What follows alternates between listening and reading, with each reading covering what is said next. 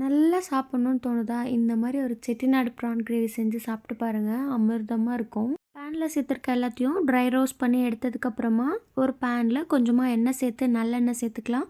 அது கூடவே கடுகு, சீரகம், பெரிய வெங்காயம், கொஞ்சமா பூண்டு, கருவேப்பிலை சேர்த்துருக்கேன். வெங்காயம் நல்லா வதங்கினதுக்கப்புறமா இஞ்சி பூண்டு பேஸ்ட்டு, அது கூடவே அரைச்சி வச்சுருக்க தக்காளி சேர்த்துக்கலாம்.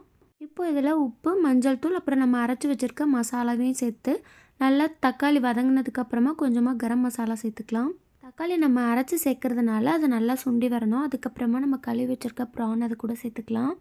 இப்போது இதை மூடி போட்டு நல்லா வேக வச்சு எடுத்துக்கலாம். இது கூடவே கொஞ்சமாக புளித்தண்ணி சேர்த்துட்டு கடைசியாக நம்ம அரைச்சி வச்சுருக்க மசாலாவும் கொஞ்சம் சேர்த்துட்டு நல்லா கொதிச்சதுக்கப்புறமா எடுத்துக்கலாம். அவ்வளோதான், சூப்பரான செட்டிநாடு ப்ரான் கிரேவி ரெடி.